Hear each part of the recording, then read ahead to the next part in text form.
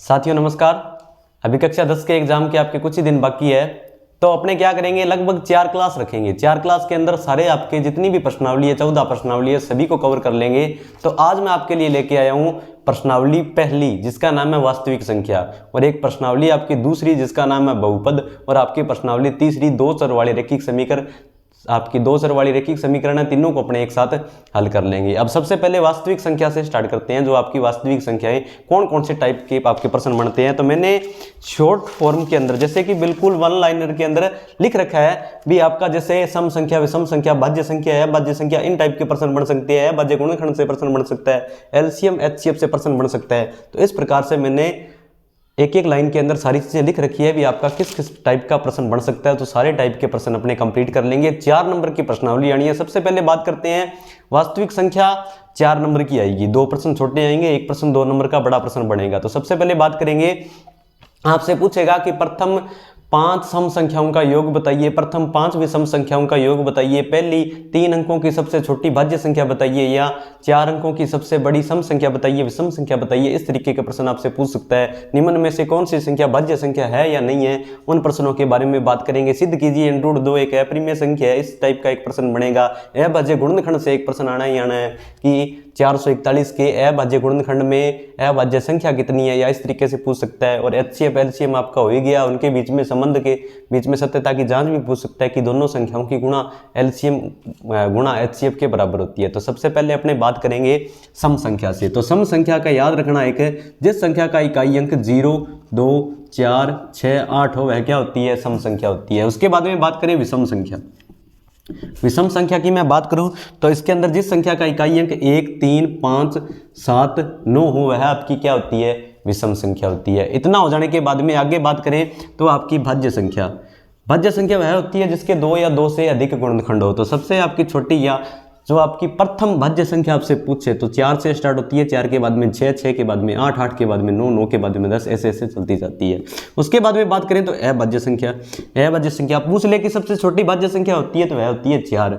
अभाज्य संख्या जिसके गुणनखंड केवल कितना हो, 1 ही हो। तो अभाज्य संख्या आपकी जैसे 2 होगी, 3 होगी, 5 होगी, 11 होगी, आपकी 13 होगी। तो इस तरीके से जो संख्याएं चलती है वो आपकी अभाज्य संख्या होती है। परिमेय संख्या पूछ ले तो जिसे P/Q के रूप में लिखा जाए। अगर आपसे पूछ ले कि परिमेय संख्या बताइए तो जिसे P/Q के रूप में लिखा जाता है उसे क्या कहते हैं, परिमेय संख्या। निम्न में से कौन सी परिमेय संख्या नहीं है, जैसे 1 लिख दिया 3/2, 1 लिख दिया 2, और एक ऑप्शन आपके पास आ गया मान लो 3, और एक ऑप्शन आपके पास आ गया √3। निम्न में से कौन सी परिमेय संख्या नहीं है, तो 3/2 इसको P/Q के रूप में लिख सकते हैं, लिखा हुआ भी है।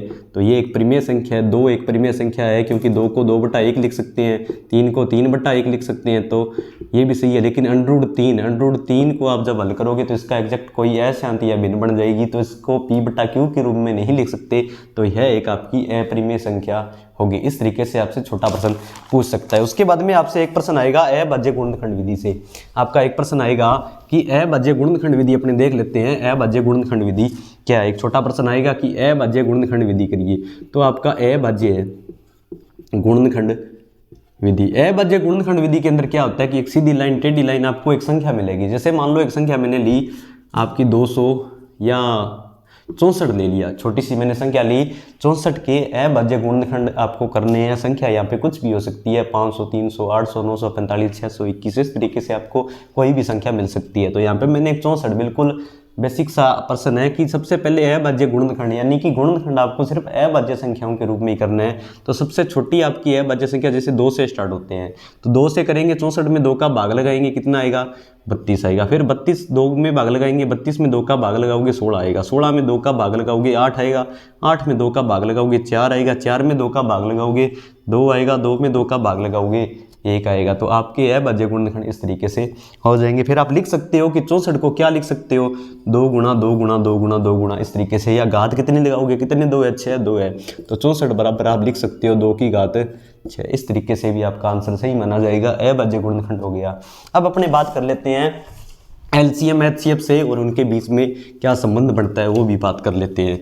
तो याद रखना एलसीएम और HCF। पहले सीख लेते हैं अपने LCM कैसे निकालते हैं। दो संख्या मिल गई, मान लो 20 और 30 मिल गई, आपको निकालना है LCM। अगर इनका LCM पूछे तो आपको LCM निकालना है। तो LCM निकालने के लिए सीधी लाइन, टेढ़ी लाइन, जिन संख्याओं का LCM निकालते हैं, दो संख्याएं दे रखी है उनको लाइन के ऊपर लिख देंगे। 20 और 30 का निकालना है तो 20 और 30 को लिख देंगे, बीच में निशान किसका लगा देंगे, कोमा का लगा देंगे। तो सबसे पहले 2 से स्टार्ट होते हैं हो जाओ। 20 में 2 का भाग लगाएंगे 10 आएगा, 30 में 2 का भाग लगाएंगे 15 आएगा। आगे चलो 2 से, फिर क्योंकि 2 का भाग जा रहा है, इकाइयाँ कितना है 0 है तो 2 का भाग जाएगा, 2 का भाग लगाऊंगा तो 5 आएगा, यहाँ पे कितना आएगा 15 आएगा। क्या इसमें 2 का भाग जा रहा है, इसमें 2 का भाग जा रहा है, नहीं जा रहा, दोनों में नहीं जा रहा। तो आगे 3 का देखो, 3 का जा रहा है तो 3 में 5 के में 3 का तो नहीं जाएगा, लेकिन 5 का 5 लिख दो। 15 में 3 का जाएगा तो कितना आएगा 5 आएगा। अब 5 का ही जाएगा तो 5 एकम 5, 5 एकम 5। जब लास्ट में 1 1 आ जाए तब आपको रुक जाना है और इधर वाली संख्याओं की क्या कर देनी है, गुणा कर देनी है। तो 5 या 15, 15 दूनी 30, 30 दूना 60। तो आपका जो LCM आएगा कितना आएगा 60 आपका LCM आएगा। बात को समझे क्या, 60 LCM आ गया। अब आपसे पूछ लेगा HCF। अगर इन्हीं संख्याओं का आपसे HCF पूछता है तो HCF ज्ञात करने के लिए अभाज्य गुणनखंड दोनों के अलग अलग होते हैं। LCM में तो क्या किया, अभाज्य गुणनखंड एक ही किया, दोनों संख्याओं को एक साथ ही लेके चले। लेकिन अपने HCF निकालते हैं, उनके अंदर दोनों अभाज्य गुणनखंड अलग अलग निकालने पड़ेंगे। 20 का अलग निकालने पड़ेगा, 30 का अलग निकालना पड़ेगा। उसके बाद में आप लिखोगे 20 को मैं क्या लिख सकता हूँ और 30 को मैं क्या लिख सकता हूँ। उसके बाद में जो कॉमन आएगा वही आपका HCF होगा। तो सबसे पहले 20 का अभाज्य गुणनखंड निकालते हैं तो 2 का भाग लगाया 10 आया, 2 का भाग लगाया 5 आया, 5 का भाग लगाया 1 आया। तो 20 को सर मैं लिख सकता हूँ 2 गुणा 2 गुणा 5, और 30 को मैं लिख सकता हूँ, अभाज्य गुणनखंड कर लो 15, फिर 2 का भाग नहीं जाएगा 3 का जाएगा 5, फिर 5 फिर 1। तो मैं इसको लिख सकता हूँ 2 गुणा 3 गुणा 5। अब देखो कॉमन क्या आ रहा है, एक मेरे को कॉमन 2 दिखाई दिया तो मैंने एक 2 उठाया, एक मेरे को कॉमन 5 दिखाई दिया तो मैंने 5 उठाया। और कुछ कॉमन आ रहा है, 3 इसमें है, 3 इसमें नहीं है, 2 इसमें है लेकिन इसमें नहीं है, इधर एक कॉमन ले लिया। तो आपका 2 5 और 2 कॉमन आ रहा है तो 5 गुणा 10, इन दोनों की गुणा कर देंगे तो आपका HCF कितना आएगा 10 आएगा। इस टाइप का भी आपको सवाल आना है। अब बात करें तो आपका एक प्रश्न बनेगा कि अगर कोई संख्या की घात कितनी करें कि वह 0 पे समाप्त हो जाए। क्या कोई n का कोई ऐसा मान हो सकता है, जैसे इसमें मैंने लिख रखा है कि जैसे एक आपका एक सवाल है 1.1 के अंदर कि यदि कोई संख्या 0 पे समाप्त होना चाहती है, जैसे 6 की घात n लिखा, n की घात कितनी करें कि यह 0 पे समाप्त, क्या यह 0 पे कभी समाप्त हो सकती है क्या। तो इसके लिए आपको लिखना पड़ेगा कि अगर कोई संख्या 0 पे समाप्त होती है, अगर कोई संख्या 0 पे समाप्त होती है तो उस संख्या के अभाज्य गुणनखंड में 2 × 5 दिखाई दे तो वह संख्या श्योर है 0 पे समाप्त होगी। 6 के गुणनखंड करेंगे तो क्या हमें 2 और 5 दिखाई दे रहा है, तो 6 के गुणनखंड करूंगा तो मेरे को 2 और 3 दिखाई दिए, तो यहाँ पे 2 × 5 के रूप का नहीं है।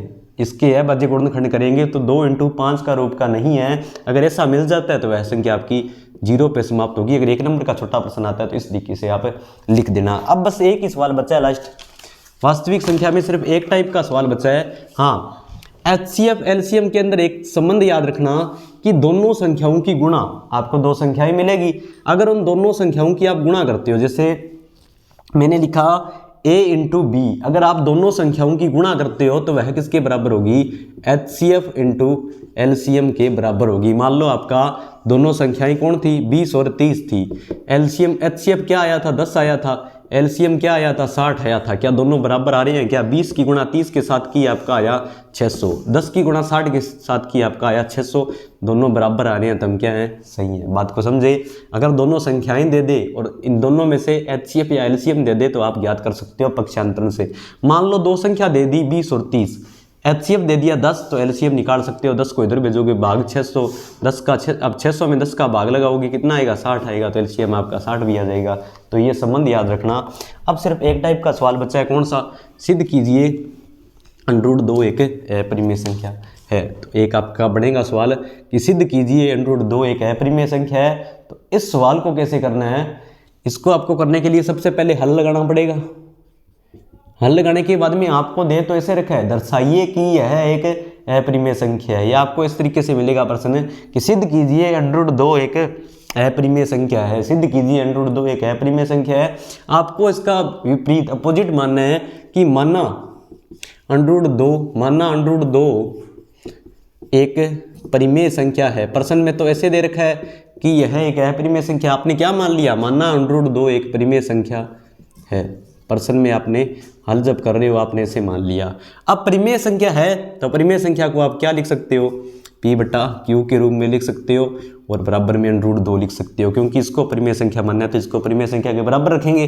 बराबर रखने के बाद में अगर आपने परिमेय संख्या की शर्त यहाँ पे रखी है तो परिमेय संख्या का आपको पता होना चाहिए कि यहाँ ब्रैकेट में आगे लिखोगे कि यहाँ P व Q क्या है, पूर्णांक है। P व यहाँ Q क्या है, पूर्णांक है। और P व Q सहअभाज्य संख्या है, यानी सहअभाज्य संख्या क्या होती है, जिनका HCF कितना आए, 1 आए। और आप इसको हल करोगे तो HCF कितना आ जाएगा, इनका 2 आएगा। तो HCF जैसे ही 2 आया तो हमारी मानी गई पूर्व कल्पना गलत हो जाएगी। तो यह ऑटोमेटिकली नीचे अपने लिख सकते हैं कि अतः हमारी मानी गई पूर्व कल्पना गलत है, अतः √2 एक अपरिमेय संख्या है। इस तरीके से पूरा करेंगे।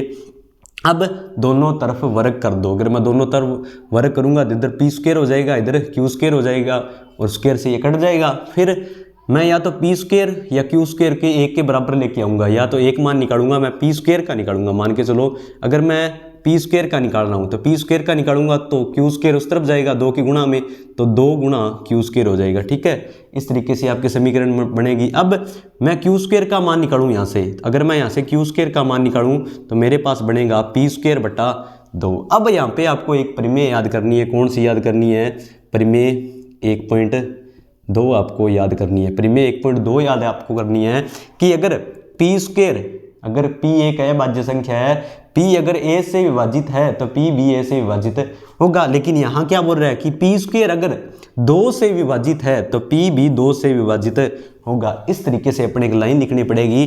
तो आप किस तरीके से लिखोगी कि परिमेय 1.2 से, परिमेय 1.2 से p² अगर 2 से विभाजित है, आप लिखोगे कि p² अगर 2 से विभाजित है तो p भी 2 से विभाजित होगा। मान लो एक बार के लिए मैंने यहाँ पे लिख दिया p² अगर 2 से विभाजित है तो p भी 2 से विभाजित होगा। p भी 2 से विभाजित होगा मतलब p/2 आया। इसको आप कोई ना कोई एग्जैक्ट मान आया तो इसको एक बार के लिए मान लो क्या मान आया, k1 मान आया। तो यहाँ से आप p का मान निकालो, तो मैं p का मान निकालूंगा तो p बराबर मेरे पास 2k1 आएगा। p का मान मेरे पास कितना आया, 2k1 आया। इस p के मान को आप इस समीकरण में रख दो।